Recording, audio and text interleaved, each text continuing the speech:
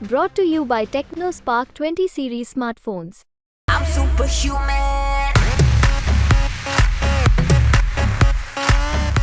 वहाँ वो नुकसान पहुंचा रहे हैं। बिल्कुल, देखिए पवन सिंह को हम लोगों ने वहाँ से मौका दिया, वो व्यक्तिगत कारणों का हवाला देते हैं, वो भगोड़ा निकले और अभी पवन सिंह भगोड़ा निकले ये बात आप कह रहे हैं बिहार और तक पर। अभी वो आरजेडी का एजेंट बनकर वहाँ काम कर रहे हैं। पवन सिंह आरजेडी के एजेंट बन के काम कर रहे, लेकिन जनता सब जानती है, ठीक है वो ग्लैमर की दुनिया से आए हैं, लेकिन अगर जीत गए तो अगर वो भाजपा को समर्थन कर सवाल ही नहीं उठता है ना कि वो जीत जाएंगे, सवाल ही नहीं उठता है ना कि वो जीत जाएंगे। 2025 में साथ बिल्कुल लेंगे नहीं आप जीत पवन सकते। सिंह के? आपके पार्टी के वो मेंबर हैं, 2025 में पवन सिंह का साथ लेंगे कि नहीं लेंगे? 2025 में जब जो इस तरह के काम करते हैं तो पार्टी उन पर कार्रवाई करती है। या फिर पप्पू यादव तो ये कह रहे हैं कि आरएसएस प्रमुख का फोन आ गया हमारे पास, वो कह रहे हैं कि नहीं पप्पू जी आप ही लड़िए, कोई दिक्कत नहीं, समर्थन है पप्पू हमारा। यादव जी कितने बड़े नौटंकीबाज हैं ये पूरा बिहार जानता है।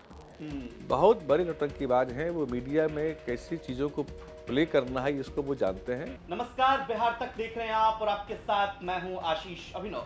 बिहार की 40 लोकसभा सीटों पर चुनाव को लेकर जो गहमा गहमी है, 4 सीटों पर चुनाव हो चुके हैं, दूसरे चरण की तैयारी है और करीब करीब हर जगह पर प्रत्याशियों की भागदौड़ जारी है और ऐसे में प्रवक्ताओं की परेशानी जो है और बढ़ जाती है। हमारे साथ एक खास मेहमान हैं जिन्हें आप बिहार तक पर भी और अन्य जगहों पर भी खूब सुनते हैं और बीजेपी का मजबूती से पक्ष रखते हैं। हम स्वागत करेंगे बीजेपी के दिग्गज प्रवक्ता और पार्टी का मजबूती से पक्ष रखते हैं नीरज जी का। बहुत बहुत स्वागत है आपका बिहार तक पर। धन्यवाद सर। सबसे पहला सवाल तो यही है कि मिशन 40 प्रधानमंत्री मोदी ने बिहार को लेकर एक टारगेट सेट किया है और तमाम प्रवक्ता आजकल ये कह रहे हैं कि मिशन 40 तो पूरा होकर ही रहेगा। बिल्कुल लेकिन एक सवाल इसमें ऐड ऑन कर देता हूं कि मिशन 40 कैसे पूरा होगा, क्योंकि दूसरी तरफ जो है मजबूती से कहा जा रहा है कि चुनौती पेश कर रहे हैं आपको इंडिया गठबंधन के लोग। बिल्कुल चुनौती पेश नहीं कर पा रहे। देखिए अब की बार 400 पार जिसमें 40 देगा बिहार, ये तय मानिए मोदी जी की गारंटी पर लोगों को भरोसा है। और इस बार आप देखेंगे कि वोटिंग में जो जाति, जिन जातियों के विषय में, जिन धर्म के लोगों के विषय में लोग मानते थे कि बीजेपी को वोट नहीं देंगे, वह भी उनमें भी बड़ा उत्साह है मोदी जी के प्रति और वह भी मोदी जी को वोट दे रहे हैं। क्योंकि जब मोदी जी 4 करोड़ पक्का मकान बना कर देते हैं तो वह जाति धर्म नहीं देखते, वो सभी वर्गों के, सभी धर्म के लोगों को देते हैं। जब शौचालय बना के देते हैं तो सभी को, जिसमें हिंदू मुस्लिम सभी आते हैं, तो सबका वोट इस बार हम लोगों को मिल रहा है और सबका वोट मिलने वाला है। और हम लोग कहते भी हैं सबका साथ और सबका विकास, यही तथ्य है और सबका वोट मिलेगा। और मुझे लगता है कि इंडिया अलायंस तो कहीं वहाँ लड़ाई में नहीं है। पिछली बार भी राजद के लोग वहाँ शून्य पर आउट हुए थे, इस बार भी शून्य पर ही आउट होने वाला है। इसमें काउंटर सवाल है और गंभीर सवाल है कि 50% से भी कम वोटिंग में आपने कहा कि सबका साथ, सबका विकास और सबका विश्वास भी और सामूहिक प्रयास जो प्रधानमंत्री मोदी कहते हैं लगातार। लेकिन सवाल यह है कि 50% से कम वोटिंग हुई, आपने इतना बड़ा एक लाभार्थी वर्ग तैयार किया, 5 केजी राशन आप लगातार दे रहे हैं, फिर भी आप मतदाताओं को बूथ तक लाने में असफल रहे। इसको आप मानते हैं कि थोड़ी सी कम वोटिंग ठीक है, लोकतंत्र के लिए चिंता का विषय है। लेकिन ये अगर हम सत्ता पक्ष की ओर से देखेंगे तो जब वोटिंग में बहुत बड़ा उत्साह देखने को मिलता है तो वह परिवर्तन का द्योतक होता है। ये सामान्य वोटिंग जो हुई है लगभग 50% की वोटिंग, इसका मतलब है कि कहीं कोई जनता परिवर्तन नहीं चाह रही है। लेकिन फिर भी एक जिम्मेदार दल के नाते हम लोगों का प्रयास रहेगा कि वोटिंग प्रतिशत जरूर बढ़ना चाहिए और बढ़ेगा, अगले फेज में बढ़ेगा, बढ़ना चाहिए। नहीं, लेकिन लोगों का यही सवाल है कि कुछ जगहों पर, जैसे हमने भी बिहार तक पर कई पब्लिक ओपिनियन किए, लोगों से बातचीत की, तो उत्साह की कमी आ रही है। और भारतीय जनता पार्टी की रणनीति जो दूसरे फेज में चुनाव होने हैं 26 को, इसको लेकर के क्या है? ये तो एक रूलिंग पार्टी होने के नाते आपकी जिम्मेदारी भी बनती है कि आप मतदाताओं को वहां तक लाएं। मतदाताओं को अपील करने के लिए हमारे यहाँ से लोग ग्राम की यात्रा पर निकले हैं, अपील लोग कर रहे हैं कि वो वोटिंग प्रतिशत किसी तरह से बढ़ना चाहिए, तभी लोकतंत्र का सही मायने में सम्मान हो पाता है। और मुझे पूरा उम्मीद है कि ये चुनाव, लोकतंत्र का चुनाव में अगला फेज का जो चुनाव दूसरा फेज का होने वाला है, वोटिंग प्रतिशत निश्चित रूप से बढ़ना चाहिए। लेकिन इंडिया गठबंधन की तरफ से दावा जो किया जा रहा है उस दावे से थोड़ा सा अलग चलते हैं। कई तरह के रिपोर्ट आए, जो सर्वे रिपोर्ट आए उसमें 7 से 8 सीटें, कहीं 9 सीटें इंडिया गठबंधन को मतलब दिखाया गया कि आ सकती हैं इतनी सीटें। आपको लगता है अगर 7-8 कौन सी सीटों पर आप जान रहे हैं कि जहां इंडिया गठबंधन आपकी नजर में बतौर प्रवक्ता भी और बतौर एक मतदाता भी, आपको कहां लगता है कि इंडिया गठबंधन से मजबूत फाइट है? मजबूत फाइट बिहार में कहीं नहीं है इस बार। पिछली बार एक आध जगह मजबूत फाइट किशनगंज में था, लेकिन इस बार वो अभी नहीं है, कहीं नहीं है। आप देखिए सर्वे की जो आप बात कर रहे हैं, अभी कुछ राज्यों के चुनाव हुए, वहाँ के सर्वे में क्या दिखाया जा रहा था, इंडिया अलायंस को जीतता हुआ बताया जा रहा था, लेकिन वैसा हुआ नहीं। तो जब सर्वे और परिणाम दो अलग अलग चीज़ें होती हैं, जब परिणाम आएगा तो आप देखेंगे कि जो हम लोग का संकल्प है, जो लक्ष्य है, उसको हम लोग जरूर पूरा करेंगे। लेकिन कांग्रेस के प्रवक्ता कहते हैं अक्सर कि जो आप 400 पार का नारा दे रहे हैं, आपने विधानसभा चुनाव में भी इसका प्रयोग किया, कर्नाटका में भी किया, तेलंगाना में भी किया, 75 पार, कहीं विधानसभा की सीटों के मुताबिक 80 पार, लेकिन उसमें आप कई जगह पर चूक गए। सरकारें बनी आपकी, ये बात सच है, लेकिन उस मिशन में आप चूक गए। तो कांग्रेस पार्टी के प्रवक्ता अक्सर टीवी डिबेट में या हमारे साथ भी बैठते हैं, तो वो कहते हैं कि ये सिर्फ जो है उत्साह वो दिखाने के लिए ऐसा कर रहे हैं, अंदर खाने ऐसी चीजें नहीं हो, 200 से नीचे सिमट जाएंगे। उसके दिवास्वप्न देख रहे हैं कांग्रेस के लोग, दिवास्वप्न देखे किसने रोका है। इस बार तय मानिए कि कांग्रेस इस देश में 30 से भी कम सीटों पर सिमटने वाली है। ये लोग जितनी बार मोदी जी को गालियां देते हैं, उतनी बार इनकी सीटें कम होती है। आप याद करिए ना, कभी चाय वाला, कभी चौकीदार चोर है, तो कभी मौत का सौदागर, जितनी, और अभी ये कह रहे हैं हिटलर। ये कहना इनको बहुत महंगा पड़ेगा, और इस बार 30 से भी कम सीटों पर ये पार्टी पूरे देश में सिमटने वाली है। और भाजपा निश्चित रूप से, अभी देखिएगा हम लोग का प्रदर्शन तमिलनाडु में, पश्चिम बंगाल में, इन सब जगहों पे हम लोगों का शानदार परफॉर्मेंस होने जा रहा है। बाकी जगह तो हम जीतेंगे ही, लेकिन जहाँ के विषय में कहा जा रहा था, तमिलनाडु में इस बार हम लोग कम से कम 35 सीट वहाँ जीतने जा रहे हैं, कम से कम। जी, कम से कम 35 सीटें जीतने जा रहे हैं। बिहार तक पर आप 4 जून को जी बैठिएगा, बिल्कुल ये सवाल हम बिल्कुल पूछेंगे बिल्कुल, जी आपसे। जरूर पूछेंगे आप। ठीक है, लेकिन आपने एक बात कही कि हार्ड हिटिंग बयान देते हैं कांग्रेस के प्रवक्ता, चाहे वो प्रधानमंत्री मोदी को लेकर के हो, भारतीय जनता पार्टी को लेकर के हो। आपके सहयोगी कुछ दिन पहले नीतीश कुमार भी इसी तरह से तंज कसते थे, वो दूरियां मिट गई, गिले शिकवे दूर हो गए अब? जी देखिए, नीतीश कुमार जी से हमारा बड़ा नैसर्गिक संबंध रहा है, लेकिन नैसर्गिक संबंध बीच बीच में खटपट हो जाता है, टूट जाता है। ठीक है, राजनीति है, कभी कभी होता है। क्यों नीतीश जी क्यों जाते हैं, ये आपको उनसे पूछना चाहिए। लेकिन हम लोगों के साथ उनका ये बड़ा सहज और स्वाभाविक गठबंधन है। हम लोगों के साथ नीतीश जी भी सहज, और देखिए हमारे वोटर भी सहज रहते हैं। कारण क्या है ना, कि वोटरों की केमिस्ट्री मिलती है। जब हम लोग बात करते हैं कि वोटर की केमिस्ट्री, तो उसका मतलब क्या होता है, जो नीतीश जी के कोर वोटर हैं और जो बीजेपी के वोटर हैं, दोनों का सामाजिक समरसता, सामाजिक तालमेल भी जमीन पर बढ़िया देखने को मिलता है। ये बात सच है, 17 सालों पहले। लेकिन आरजेडी के वोटरों के साथ आप देखेंगे तो आरजेडी के जो कोर वोटर हैं एमओआई, और नीतीश जी के जो कोर वोटर हैं, दोनों का तालमेल कभी अच्छा नहीं रहा। लेकिन कुछ लोग ये भी कहते हैं कि नीतीश जी आए हैं, उनको मालूम है कि प्रधानमंत्री मोदी की पॉपुलैरिटी इस कदर है, लोकसभा चुनाव आपके साथ मिलकर के लड़ लेते हैं। सांसदों ने भी रिपोर्ट दिया कि भैया आप इंडिया अलायंस के साथ रहेंगे तो दिक्कत होगी, चलते हैं प्रधानमंत्री मोदी के साथ, इसलिए नीतीश कुमार आएंगे। इस बात की आप गारंटी ले रहे हैं? तेजस्वी बार बार मंच से पूछते हैं आपसे कि क्या गारंटी है, जो प्रधानमंत्री मोदी की गारंटी है, उस गारंटी में ये गारंटी है कि नीतीश कुमार रहेंगे? तेजस्वी जी को अपनी गारंटी लेनी चाहिए, और पहले उनको ये बताना चाहिए कि इतनी कम उम्र में वो इतने करोड़ों अरबों की संपत्ति के मालिक कैसे बन गए। ये उनको बताना, नीतीश जी ने मौका भी दिया 2 बार। ये उनको बताना चाहिए। नीतीश जी तो साफ साफ कह रहे हैं कि मेरी मूर्खता के कारण से ये लोग इस तरह से कर पाए।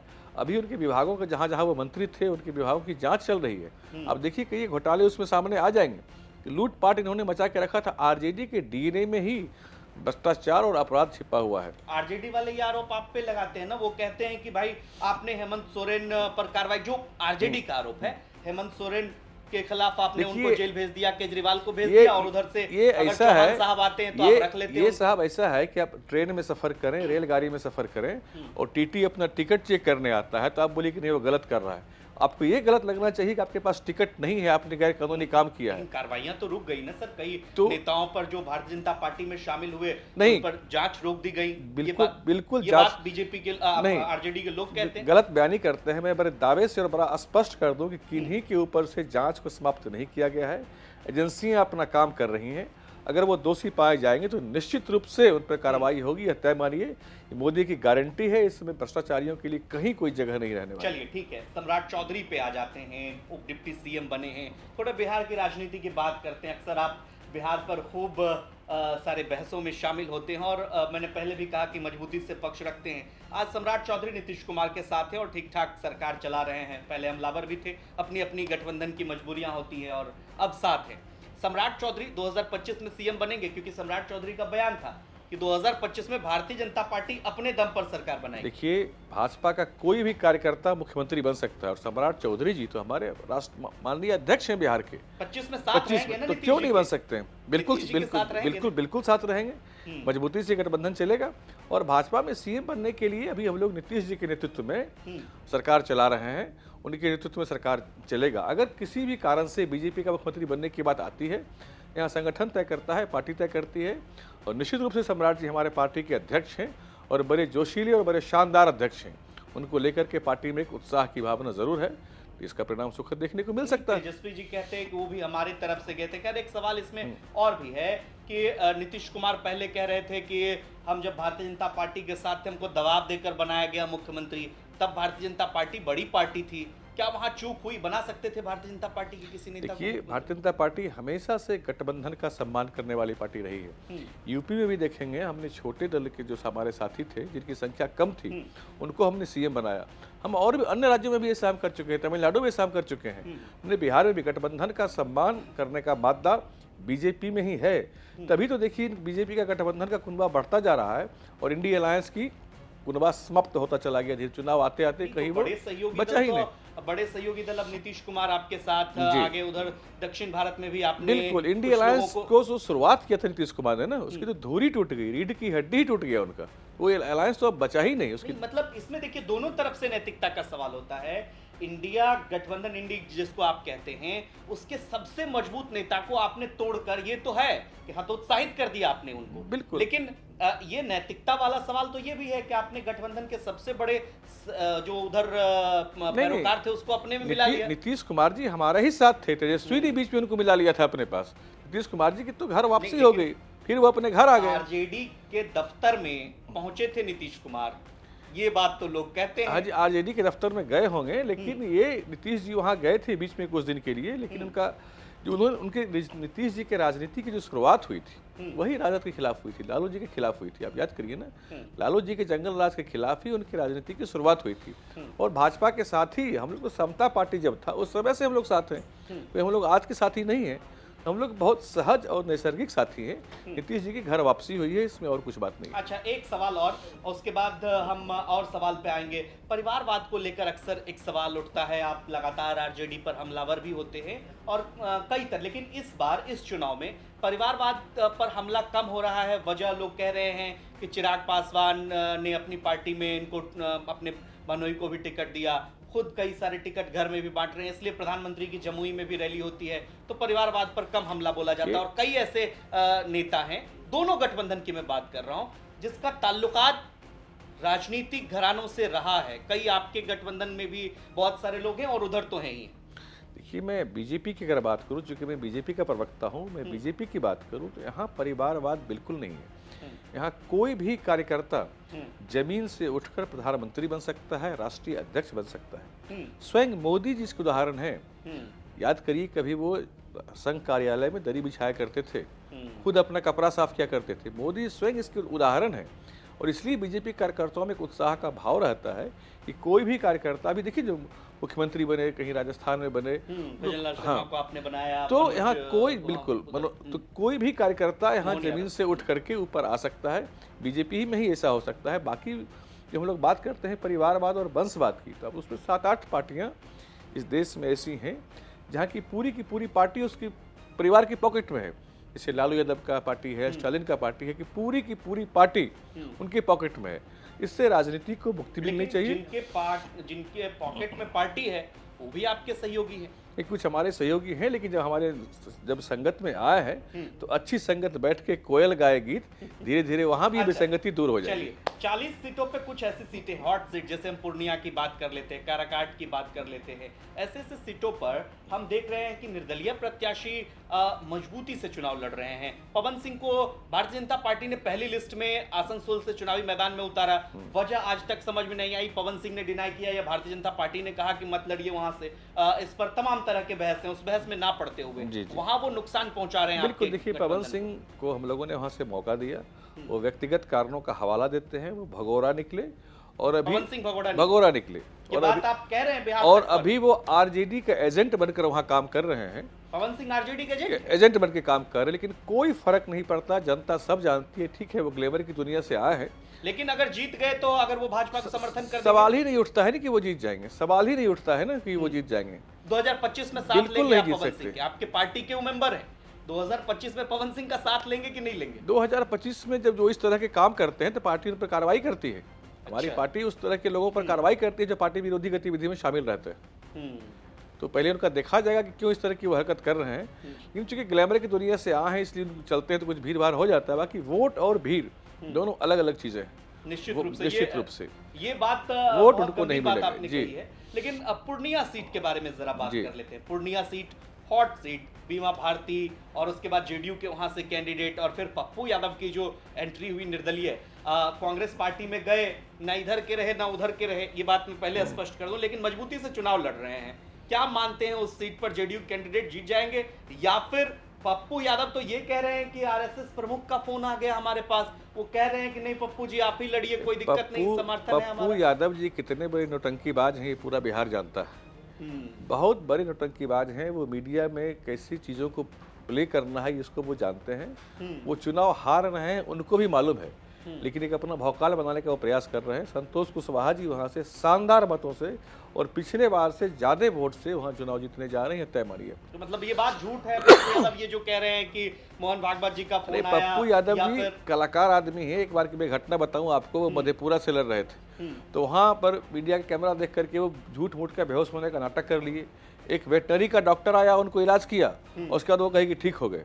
तो इतने बड़े वो नौटंकीबाज हैं, स्टंटबाज हैं और जनता इस चीज़ को जानती है। बिहार की जनता इस चीज़ को जानती है। चलिए, निश्चित रूप से आपने बेबाकी से सभी सवालों का जवाब दिया। और एक और सवाल है, अब चूंकि आप जिस जगह से बिलोंग करते हैं, जिस धरती से आप बिलोंग करते हैं, वहां भी चुनावी मुकाबला बड़ा दिलचस्प है। और आप बेगूसराय से हैं, बेगूसराय सीट की बात ना करें तो ये बात ठीक नहीं है। बेगूसराय से गिरिराज सिंह और सामने है अवधेश राय, लेकिन हम बीजेपी की ही बात करेंगे। आप प्रवक्ता हैं पार्टी के। चर्चा थी राकेश सिन्हा भी चुनावी मैदान में उतरेंगे, नहीं उतरे, पार्टी ने मौका नहीं दिया। राज्यसभा के सांसद वो हैं, कार्यकाल खत्म होने वाला है। लेकिन इनके पीछे की जो कहानियां गढ़ी गई, तमाम सोशल मीडिया पर आपने बात देखी होंगी, उन दूरियों को आप कैसे मिटाएंगे? क्योंकि राकेश सिन्हा के साथ भी भारतीय जनता पार्टी का एक बड़ा वर्ग जो है वो जुड़ा हुआ है। गिरिराज सिंह जी हमारी पार्टी के बड़े कद्दावर नेता हैं, बड़े नेता हैं। उनकी बातों को पूरी देश और दुनिया बड़े गौर से सुनती है। तो हम लोगों को कहीं कभी ये संशय नहीं था कि उनको टिकट नहीं मिला था। मैं उनके पिछले चुनाव में भी लगभग सारा कुछ मैं देख रहा था, 1.5 महीना वहाँ रह करके। इस बार भी मैं वहीं देख रहा हूँ। तो गिरिराज जी इस बार तय मानिए कि निश्चित रूप से पिछली बार जो उनके मतों का अंतर रहा था उससे ज़्यादा बड़ा अंतर से वो जीतने वाले हैं, इसमें कहीं कोई संशय नहीं रहना है। लेकिन इस बार तो इंडिया अलायंस में सारी पार्टियां, सीपीआई अकेले लड़ रही थी। कोई फर्क नहीं पड़ता। पिछली बार का भी आप दोनों का वोट जोड़ लीजिएगा ना, तब भी इनके वोट के बराबर वो नहीं आता है। और इस बार मोदी की गारंटी और मोदी जी की योजनाओं का जो लाभ लोगों को मिला है, इस कारण से। बेगूसराय के आप हैं, एक सवाल मैं पूछता हूँ आपसे, आपको नहीं लगता कि राष्ट्रकवि रामधारी सिंह दिनकर की धरती से आप आते हैं, उनके नाम पर कोई विश्वविद्यालय होना चाहिए? बिल्कुल होना चाहिए। हम लोग भी इसका मांग करते हैं कि होना चाहिए। और मुझे उम्मीद है कि इस बार की जो सरकार बनेगी उसमें निश्चित रूप से ये काम पूरा होगा, किया जाएगा। ये हम लोग को भी लगता है कि वहाँ एयरपोर्ट होना चाहिए, वहाँ दिनकर विश्वविद्यालय होना चाहिए। ये बिल्कुल होना चाहिए, हम लोग की भी ये मांग है और ये होगा। क्योंकि औद्योगिक नगरी है और ये किसी होगा। को अगर उतरना पड़ता है तो पटना आते हैं, वो दरभंगा आते हैं। बिहार में सबसे ज्यादा टैक्स देने वाला जगह अगर कोई है तो बेगूसराय है। बिल्कुल। फिर भी 10 साल से आपके सांसद रहे, कुछ कमियां तो रही होंगी, उसको पूरा कर पाएंगे आप आगे? बिल्कुल, वहाँ एयरपोर्ट भी मिलेगा, वहाँ दिनकर विश्वविद्यालय भी होगा, सारा कुछ होगा वहाँ। चलिए, बेबाकी से आपने अपनी बात रखी। नीरज जी, बहुत बहुत शुक्रिया बिहार तक स्टूडियो आने के लिए। और निश्चित रूप से आगे भी आपसे मुलाकात होती रहेगी और इसी तरह बेबाकी से आप सवालों का जवाब देते रहे। आपको ये चर्चा कैसी लगी कमेंट करके हमें जरूर बताइए और बिहार की तमाम खबरों के लिए आप देखते रहिए बिहार तक। नमस्कार।